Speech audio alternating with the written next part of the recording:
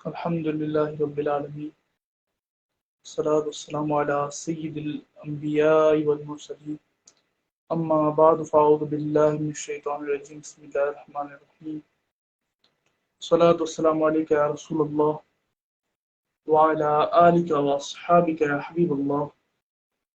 الصلاة والسلام عليك يا نبي الله وعلى آلك وأصحابك يا نور الله. الحمد للہ رب العالمین، جشن عید میلاد النبی صلی اللہ تعالیٰ علیہ وآلہ وسلم کی آمد ہے.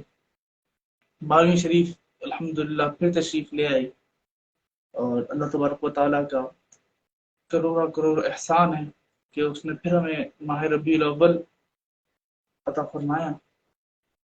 12ویں شریف کے متعلق کچھ سلاسل جو ہیں وہ تیار کیے گئے لائیو اور ریکارڈڈ کے حوالے سے. ان میں جو ہے آج پہلا سلسلہ ہے جس کا موضوع ہے حلیہ مصطفیٰ صلی اللہ تعالیٰ علیہ وآلہ وسلم اور حسن مصطفیٰ صلی اللہ تعالیٰ علیہ وآلہ وسلم. اس میں انشاءاللہ عز و جل ہمارے ساتھ موجود ہوں گے علامہ فراز الطاری المدنی. ان سے انشاءاللہ عز و جل اس موضوع پر جو سوالات تیار کیے گئے ہیں ان سے سوال کریں گے اور انشاءاللہ عز و جل ان سے جواب حاصل کریں گے.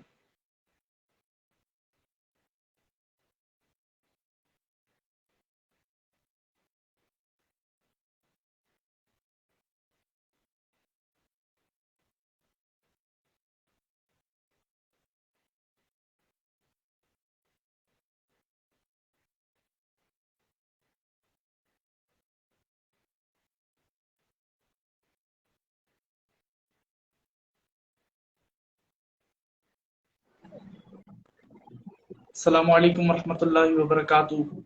وعلیکم السلام ورحمۃ اللہ وبرکاتہ. آپ سے کچھ سوالات کرنے ہیں، وہ تیار کیے گئے ہیں. ان میں سب سے پہلا سوال ہے کہ حضور صلی اللہ تعالیٰ علیہ وآلہ وسلم جوامع الکلم ہیں، تو جوامع الکلم کیا ہے، اس کی ذرا وضاحت فرما دیں. نحمدہ ونصلی ونسلم علی خاتم النبیین. بسم اللہ الرحمن الرحیم. جوامع الکلم یہ نبی پاک علیہ الصلوۃ والسلام کا معجزہ ہے. جوامع یہ جامع سے نکلا ہے اور کلم کہتے ہیں کلمات کو، یعنی آسان الفاظ میں جوامع الکلم کا مطلب یہ ہوا کہ الفاظ مختصر ہوں اور اس کے اندر معنی کا خزانہ ہو، تو یہ جوامع الکلم کہلاتا ہے. جیسے کئی احادیث مبارکہ ہیں، انما الاعمال بالنیات، الفاظ کے اعتبار سے دیکھیں بالکل ایک جملہ ہے، لیکن اس کے اندر اتنے کثیر معنی ہیں کہ علماء نے اس پر پوری کتابیں لکھی ہیں. اسی طرح الدین النصیحہ، دین خیر خواہی کا نام ہے. تو یہ ایک اتنی جامع معنی بات ہے لیکن چند لفظوں میں بیان ہو گئی، تو اس کو کہتے ہیں جوامع الکلم.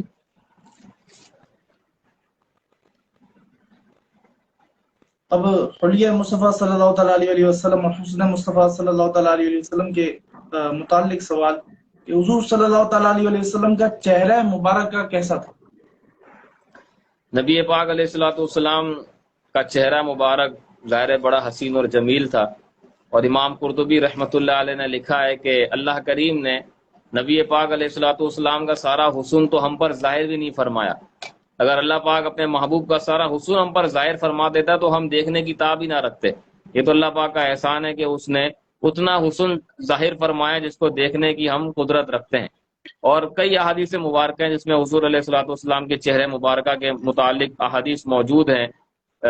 ایک روایت یہ ہے کہ نبی پاک علیہ الصلوۃ والسلام کا جو چہرہ تھا وہ اتنا روشن تھا، گویا کہ وہ چاند کی روشنی سے بڑھ کر جو ہے وہ روشن تھا، چاند کی طرح تھا. اور ابو ہریرہ رضی اللہ تعالیٰ عنہ سے ایک روایت ہے کہ کہتے ہیں نبی پاک علیہ الصلوۃ والسلام اتنے حسین اور جمیل تھے، آپ کا چہرہ اتنا خوبصورت تھا کہ آپ جیسا حسین نہ میں نے پہلے کبھی دیکھا اور نہ میں نے بعد میں کبھی دیکھا.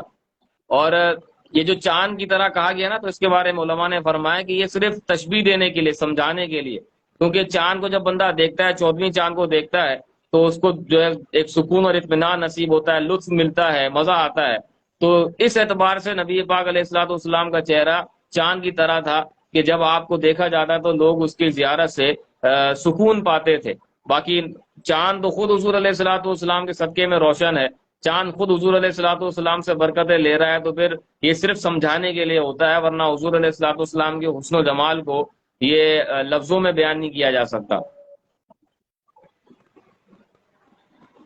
جب حضور صلی اللہ تعالیٰ علیہ وسلم کی لعاب دہن کی کچھ برکات بتا دیں۔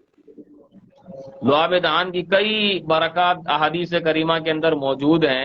نبی پاک علیہ الصلوۃ والسلام اگر کھارے کنویں کے اندر اپنا لعاب دہن ڈال دیتے تھے تو وہ اتنا میٹھا ہو جاتا تھا کہ اس کے جیسا میٹھا پورے مدینے میں جو ہے وہ پانی نہیں ہوا کرتا تھا۔ یہ حضور علیہ الصلوۃ والسلام کے لعاب دہن کی برکت۔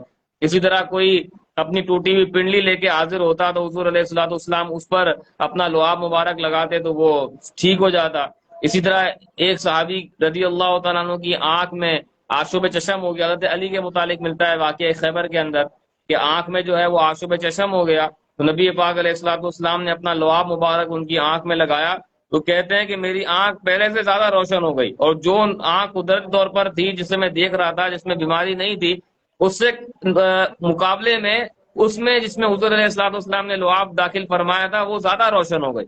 اسی طرح صدیق اکبر رضی اللہ تعالیٰ عنہ کے بارے میں مشہور واقعہ ہے کہ جب سانپ نے ڈس لیا تھا تو نبی پاک علیہ الصلوۃ والسلام نے اپنا لعاب دہن اس پر لگایا تو ان کو شفا حاصل ہو گئی۔ تو یہ صحیح روایات بھی ہیں، بخاری مسلم اور کئی احادیث کی کتابوں کے اندر نبی پاک علیہ الصلوۃ والسلام کے لعاب دہن کے متعلق روایات موجود ہیں۔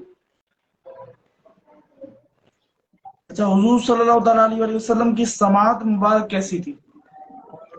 نبی پاک علیہ الصلوۃ والسلام کی سماعت کے متعلق بھی احادیث موجود ہیں کہ نبی پاک علیہ الصلوۃ والسلام جتنا قریب والوں کو سنتے تھے اتنا ہی جو ہے وہ دور والوں کو بھی سنتے تھے، یعنی قریب اور دور کی سماعت جو ہے وہ ایک جیسی تھی۔ اور یہ تو قرآن پاک سے بھی ثابت ہے، انبیاء کرام علیہم السلام نے اپنے اللہ تبارک و تعالیٰ نے ان کو بڑے زبردست جو ہے وہ طاقت عطا فرمائی تھی، دیکھنے کی قدرت عام لوگوں سے بڑھ کر تھی، سننے کی قوت عام لوگوں سے بڑھ کر تھی، جیسے کہ سورہ نمل کے اندر واقعہ موجود ہے کہ حضرت سلیمان علیہ السلام اور آپ کی جو قوم تھی وہ ایک مقام سے گزر رہی تھی تو چونٹی نے یہ کہا، اپنی دیگر جو چونٹیاں تھیں جو اس کی ماتحت تھیں، وہ خود بادشاہ تھی، ملکہ تھی، تو اس نے دیگر چونٹیوں کو کہا کہ اے چونٹیوں تم اپنے اپنے بلوں میں داخل ہو جاؤ، کہیں ایسا نہ ہو کہ بے شعوری کے اندر جو ہے وہ سلیمان علیہ السلام کا قافلہ جو ہے وہ گزرے اور تم کچلی نہ جاؤ۔ تو یہ اس کی آواز جو ہے یہ سلیمان علیہ السلام نے 3 میل کے فاصلے سن لی۔ یہ اذان کے بعد پھر انشاءاللہ کرتا ہے۔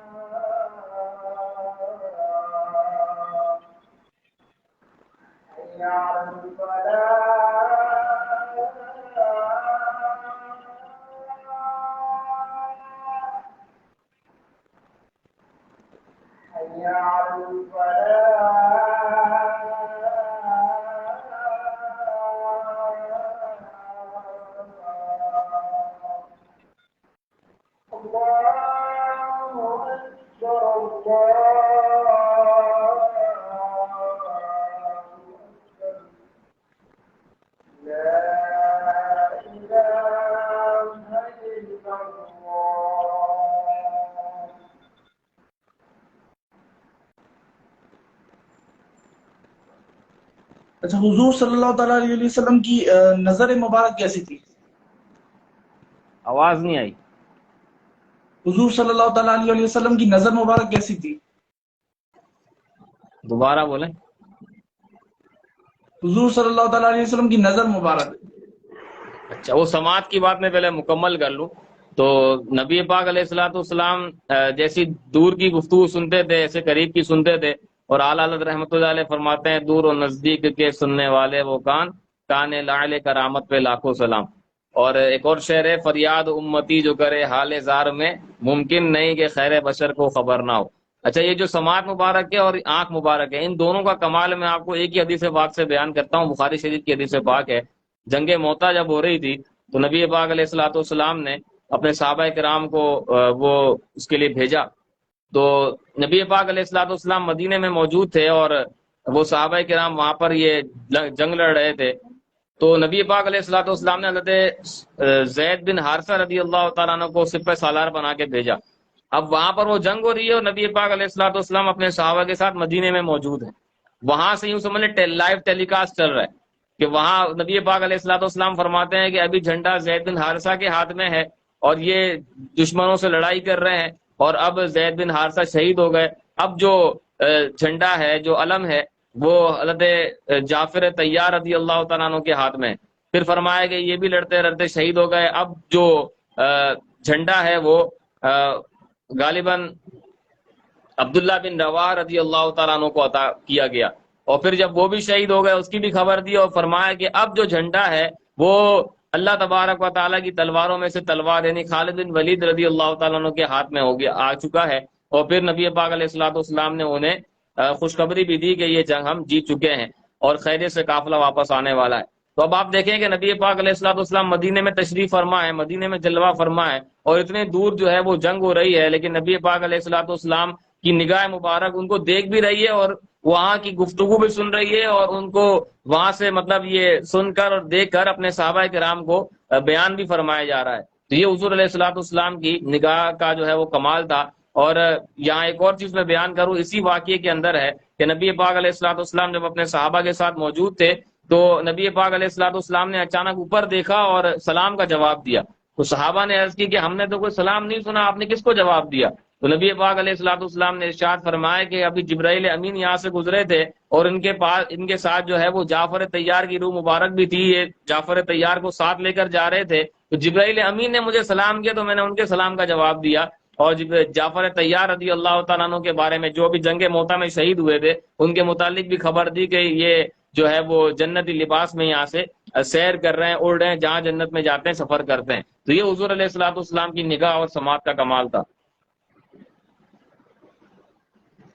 اچھا، کچھ خصائص مصطفیٰ صلی اللہ تعالیٰ علیہ وسلم پر کچھ گفتگو فرمائیں.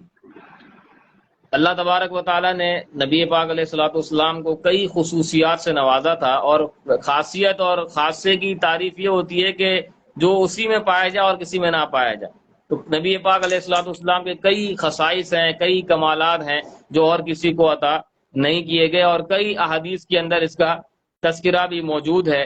جیسے کہ غنیمت جو ہے، غنیمت کا مال یہ اب کیوں کہہ لیں کہ جہاد کرنے والوں میں تقسیم کیا جاتا ہے تو غنیمتیں جنگ کرنے والوں کے لیے بھی حلال قرار دی گئی. تو یہ سابقہ امتوں میں نہیں ہوتا تھا لیکن نبی پاک علیہ السلام کے صدقے سے یہ غنیمتیں جو ہے وہ لوگوں پر حلال کر دی گئی. اسی طرح زمین جو ہے پوری کی پوری جائے نماز بنا دی گئی. جائے نماز اس اعتبار سے کہ جہاں بھی بندہ نماز پڑھے وہ نماز اس کی ہو جائے گی جبکہ وہ پاک جگہ ہو. لیکن جو سابقہ امتیں تھی اس میں یہ ہوتا تھا کہ عبادت گاہ جو ان کی مخصوص تھی اسی میں ہی جو ہے عبادت کر سکتے تھے. تو یہ نبی پاک علیہ السلام کا خاصہ. اسی طرح اور کئی خصائص امام جلال الدین سیوطی شافعی رحمۃ اللہ تعالی علیہ نے پوری کتاب اس کے اوپر لکھی ہے خصائص الکبریٰ. اس میں نبی پاک علیہ السلام کی کئی خصوصیات کو جمع کیا گیا ہے. جزاک اللہ خیر، آپ نے اپنا وقت عنایت فرمایا. آمین. الحمدللہ رب العالمین. ہمارا یہ سلسلہ اپنے اختتام کو پہنچا اور انشاءاللہ عز و جل کل اور پرسوں بھی جو ہے وہ 12ویں شریف کے متعلق سلاسل ہوں گے. آپ سے وہ دیکھنے کی بھی گزارش ہے اور آپ نے جو ہے اپنا وقت دیا اور آپ نے یہ سلسلہ دیکھا. آپ کو بہت بہت شکریہ. جزاک اللہ خیر. صلو علی الحبیب صلی اللہ تعالی علی محمد صلی اللہ تعالی علیہ وآلہ وسلم.